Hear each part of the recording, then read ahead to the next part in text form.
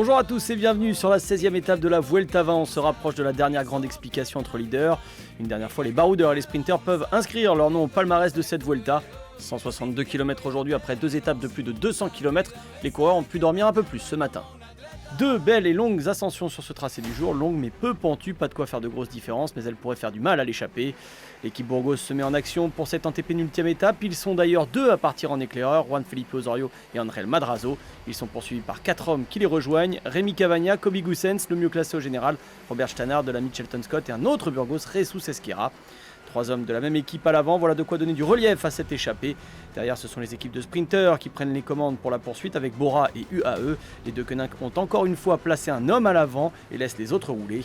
L'écart grimpe rapidement et avoisine les 4 minutes alors que le Puerto del Portillo, première difficulté de la journée, se profile.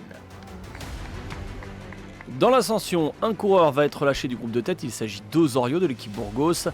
Au sommet, le groupe de tête a encore près de 5 minutes d'avance. Guillaume Martin, lui, est assuré de remporter le maillot à poids à Madrid, car aucun de ses adversaires directs ne prend de points.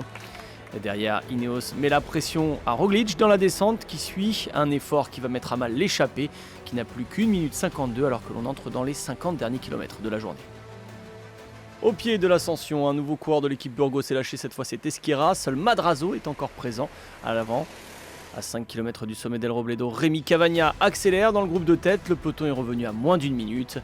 Le français de la De Koenig Quick-Step n'est pas seul dans sa fuite, il est accompagné par Stannard, mais la jonction est imminente avec le peloton. Rémi Cavagna va relancer l'allure alors que le peloton se rapproche. Le français fait un long effort en solitaire, mais il va être repris à 2 km de la ligne.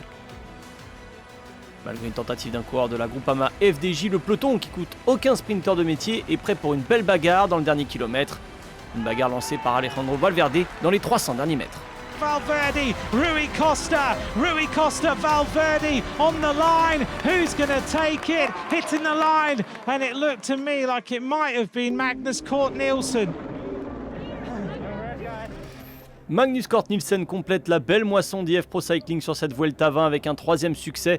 Le Danois bon sprinter a surtout mis un point d'honneur à passer les 2 difficultés de la journée pour arriver avec un peloton et dominer les stars comme Roglic et Valverde. Vainqueur d'étape et maillot vert sur l'étoile de Bessèges en début d'année, Cort Nielsen enlève une 3e victoire sur la Vuelta, sa 4e victoire en grand tour. J'étais revenu en bonne forme quand la saison a repris après un long arrêt. Mais bon, j'ai attrapé le coronavirus, et donc j'ai dû m'arrêter. Je me suis juste entraîné 3 semaines avant de venir sur la course. Donc bien sûr, c'est vraiment très bien de pouvoir gagner ici. Magnus Cort Nielsen a donc réglé le groupe des rescapés de la journée. Il devance sur la ligne Roglic et Dion Smith qui a passé Valverde. Rui Costa lui a été déclassé.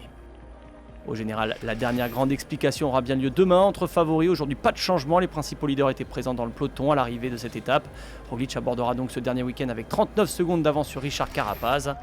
Primož Roglic est toujours en vert. Il est assuré de garder son maillot du classement par points à Madrid. De même que Guillaume Martin, qui est assuré d'avoir le classement de la montagne. Il est le 6e français à gagner ce maillot, le 2e d'affilée, après le surprenant Geoffrey Bouchard l'an passé. Enric Mas va remporter le maillot blanc de meilleur jeune comme en 2018 alors qu'il est dans sa dernière année de coureur de moins de 25 ans. Demain, place à la dernière grande explication, 178 km de montagne entre Sequeiros et l'Alto de la Covatilla avec 6 ascensions au programme et une dernière montée de plus de 11 km à plus de 7% de pente moyenne. Ineos va devoir employer les grands moyens pour faire sauter Primož Roglic qui cherchera demain à défendre ce maillot rouge et l'emporter en Espagne pour la 2e année de suite.